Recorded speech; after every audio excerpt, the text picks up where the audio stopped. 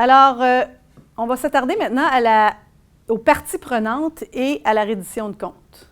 Alors, les parties prenantes, j'ai souvent utilisé ce mot-là. Ça vient de l'anglais « stakeholder », qui est plus large que les « shareholders ». Donc, ça vient du modèle d'affaires, les actionnaires. Alors là, c'est plus que les actionnaires, c'est les parties prenantes. Donc, « stakeholder » en anglais veut dire ceux qui sont importants dans notre organisation. Et ce que je trouve intéressant, regardez ici, c'est que c'est plus complexe dans les organismes à but non lucratif que dans les entreprises à but lucratif. Parce que dans les entreprises à but lucratif, tu as l'entreprise, l'actionnaire met de l'argent, puis l'actionnaire veut une profitabilité, un rendement sur l'argent qu'il met dans la compagnie. Donc, la ligne, elle est assez droite. Ici, quand on regarde un OBNL, on voit qu'il y a plusieurs types de parties prenantes, puis il y a plusieurs besoins différents. Donc, on a les bailleurs de fonds, les membres du CA. On a les bénéficiaires, les clients, les usagers, les dirigeants, les employés. Donc, tous ces gens-là ont un intérêt dans l'organisation. C'est pour ça qu'on les appelle les parties prenantes. Mais cet intérêt-là est variable. Donc, parfois, ils n'ont pas nécessairement les mêmes besoins. En plus, une organisation à but non lucratif, ça a une mission, une raison d'être. Ça doit produire des services, des produits. Ça doit réaliser sa mission. Ça doit s'assurer d'avoir des bons enjeux de gestion. Puis ça doit mesurer sa performance. Ça ressemble en même temps un peu plus à l'entreprise à but lucratif. Mais ce qui est différent dans l'entreprise à but non lucratif, c'est que tout ça n'est pas nécessairement rentable. Donc, je dis souvent, dans les OBNL, dans les entreprises à but lucratif, on a des revenus. Donc, on vend un produit, puis on a des coûts qu'on associe à nos revenus. Dans un OBNL, on a des dépenses, des coûts, et il faut trouver les revenus. Donc, la logique est quand même différente. Donc, d'où le danger souvent de trop croître quand on est en OBNL. Parce que la croissance pour un OBNL, c'est la croissance des coûts.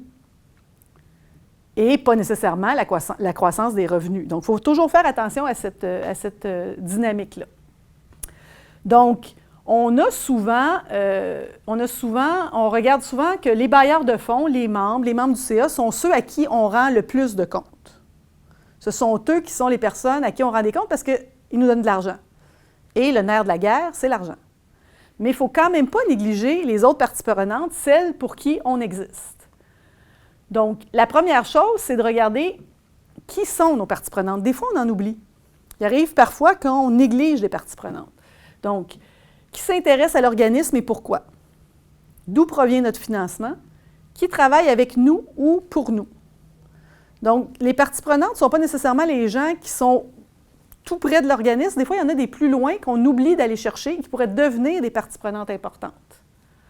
Donc, nos partenaires, chercher des opportunités de collaboration. Par exemple, je vous disais tantôt, j'ai pris un exemple un peu plus tôt dans l'exposé où je parlais d'une école de danse. Bon, une école de danse qui fait des spectacles, peut-être qu'elle ne pense pas aux écoles de son quartier, donc les écoles primaires de son quartier ou les écoles secondaires de son quartier comme une partie prenante. Mais si l'école de danse veut avoir une activité dans les écoles pour familiariser les jeunes avec la danse, bien pourquoi pas l'identifier comme une partie prenante pour une opportunité de collaboration? Donc, c'est d'aller au-devant, c'est ça aussi pour un conseil, d'être stratégique avec sa direction générale, de pousser cette réflexion-là. Ça ne veut pas dire que le conseil doit le faire tout seul, mais c'est ça, être stratégique. Être bénéficiaire des services offerts par l'organisme. Donc, quand on travaille pour des écoliers, quand on travaille pour des enfants, c'est important de les informer. Peut-être pas les enfants directement, mais les parents des enfants.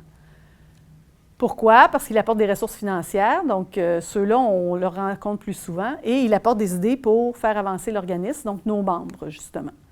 Les parties prenantes, sans être exhaustif, la direction générale, le conseil d'administration, les employés, les bailleurs de fonds, les usagers bénéficiaires clients, la communauté, la ville dans laquelle est notre organisation. C'est important d'avoir des contacts avec le politique, je le disais tantôt, donc de sensibiliser les élus, les membres, les bénévoles, les gouvernements, les donateurs, les autres partenaires.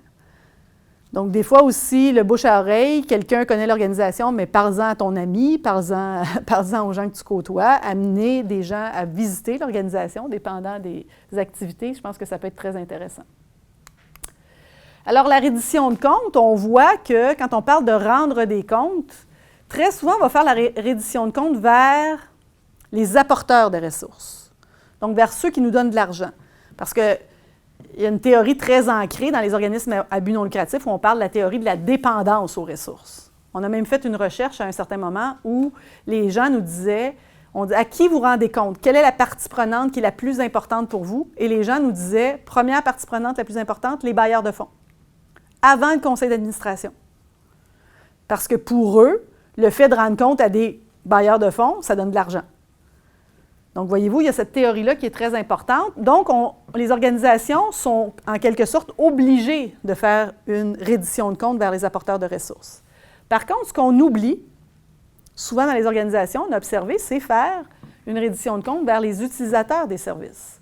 Donc, ceux pour qui on existe. Les médias sociaux ont favorisé ça. C'est plus de travail pour nos organismes, mais le fait d'avoir un bulletin, les nouvelles de l'organisation qui est diffusé aux usagers. Tout ça fait en sorte qu'on montre le résultat de nos activités à nos usagers. Le fait d'ouvrir l'Assemblée générale à la communauté fait en sorte qu'on montre le résultat de nos activités aux usagers. Donc, c'est important d'aller chercher le pouls des utilisateurs de services, les fameux sondages de satisfaction à la clientèle. Pas besoin que ce soit très complexe, ça peut être 3, 4, 5 questions, mais en même temps, ça montre qu'on est à l'écoute des gens qui sont là, pour qui on existe en fait. Donc, pour moi, la reddition de comptes, pour nous, ce n'est pas juste de répondre aux attentes des autres, c'est aussi une activité qui peut permettre l'apprentissage et l'amélioration continue en étant un processus d'auto-évaluation de la performance de l'organisme. Donc, rendre des comptes, ce n'est pas simplement donner de l'information aux autres, c'est aussi s'en donner comme organisme et de dire, OK, par rapport à ce qu'on a donné comme information, qu'est-ce qu'on reçoit comme message là-dedans? Est-ce qu'on est satisfait de ce qu'on a fait? Donc, c'est une forme d'auto-évaluation. Donc, performance et reddition de compte, évaluation de performance et reddition de compte devraient être s'arrimer.